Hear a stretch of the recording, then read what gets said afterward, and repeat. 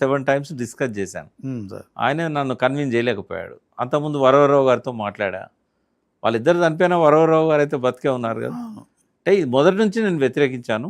ఆ తర్వాత నేను దేవులపల్లి వెంకటేశ్వరరావు గారితో కలిసి పనిచేశాను. ఓకే ఈ డిస్కషన్ అప్పుడు ఆయన నేను చూడలేదు కానీ ఆయన డాక్యుమెంట్ చదివాను. బట్ ఇప్పటికైనా వాళ్ళు ఆ దారి మార్చుకుంటేనే ప్రజలకు మేలు జరుగుతుంది.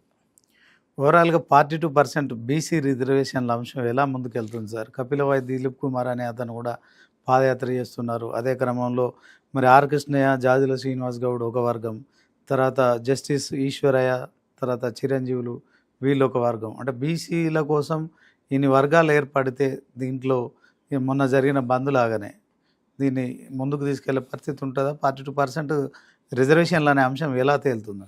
అంటే ఈ అంశాన్ని అమలు చేసే చిత్తశుద్ధి రేవంత్ రెడ్డికి లేదు. సార్ ఆయన చేరాల్సిన అంటే గమ్యాన్ని ఎట్లా చేర్చాలి అనే దారి తెలిసినా కూడా ఆ దారిలో పోవట్లేదు ఆయన కావాలనే. అంటే బీసీలను మోసం చేస్తున్నాడు.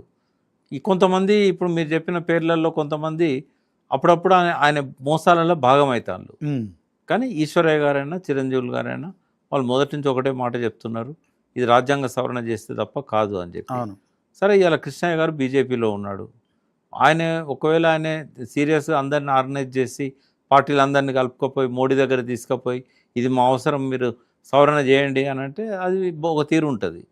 అది చేయకుండా ఇక్కడ మనము ఏం చేసినా కూడా ఉపయోగం లేదు. బీసీలలో మొదటి నుంచి కూడా అనైక్యత ఉన్నది. బట్ ఈ బీసీ రిజర్వేషన్ల వల్ల కొంత అవేర్నెస్ పెరిగింది. మన బంద్ జయప్రదమైంది. కేవలం ఈ పార్టీలు చేస్తే కాలేదు. అది ఇక పార్టీలలో కూడా ఒక బీఆర్ఎస్ తప్ప ఏ పార్టీ కూడా చిత్తశుద్ధితో వాళ్ళ బంద్లో పాల్గొన్నట్టు కనబడలేదు మనకి. పొద్దున 5:30కే మొస్తానాచారి పోయి డిపో దగ్గర కూర్చొని బస్సులు రాకుండా ఆపిండు.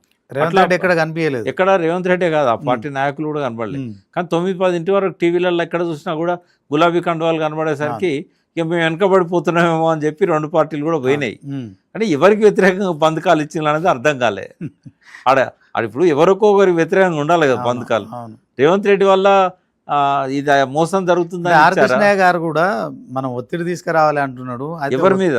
అదే కదా, ఆయన బీజేపీ ఎంపీగా ఉన్నారు. ఆయన కోర్టు తీర్పులకు వ్యతిరేకంగా బంధులు చేయడం అనేది కరెక్ట్ కాదు సార్.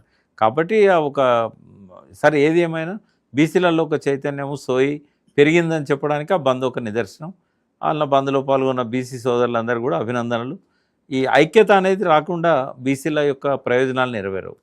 తెలంగాణ రాష్ట్రం ఏర్పాటు కోసం భావజాల వ్యాప్తి కానీ జన సమీకరణ కానీ ఆందోళన కానీ ఒక రాజకీయ పార్టీ నిర్మాణం కానీ ఎట్లయితే జరిగిందో బీసీల విషయంలో అది జరిగేదాకా బీసీల కోరికలు నెరవేరాయి, బీసీ రాజ్యాధికారం కూడా రాదు. అంటే వాట్ అబౌట్ మరి కాంగ్రెస్ పరిస్థితి ఏంటి సార్? 42% ఇచ్చి తీరుతాం, ఎన్నికలు నిర్వహించి తీరుతామని చెప్తుంది కదా. చేయరు. రేపు జూబ్లీహిల్స్ ఎన్నికల రిజల్ట్ వచ్చినాక కాంగ్రెస్ కనుక గెలిస్తే వాళ్ళ పార్టీ తరఫున మేము మా పార్టీలో 42% బీసీలకు సీట్లు ఇచ్చినామని చెప్పి ఎన్నికలకు పోతారు. ఆయన ఒకవేళ చిత్తశుద్ధితో ప్రయత్నం చేస్తే మోడీ గారు పెట్టేవారేమో, కానీ ఆ ప్రయత్నం జరగలేదు. అంటే కాంగ్రెస్ ఏం చేస్తుంది సార్? కోర్టు చెప్తుంది కనుక ఆ డైరెక్షన్లో వెళ్తామని చెప్పి అంతే అంటది, ఇంకేముంటుంది. కోర్టు ఆదేశాలు, కోర్టు తీర్పును శిరసా వహిస్తున్నాం అంతే, వేరే మార్గం లేదు మాకు అని చెప్తారు. అప్పుడు కాంగ్రెస్ మీద ఇంకా వ్యతిరేకత పెరుగుతుంది, ఇప్పుడు కూడా పెరుగుతుంది. ఇప్పుడు ఆయన చేసిన ఈ డ్రామాల వల్ల నవీన్ యాదవ్కి ఇప్పుడు దెబ్బ పడుతుంది.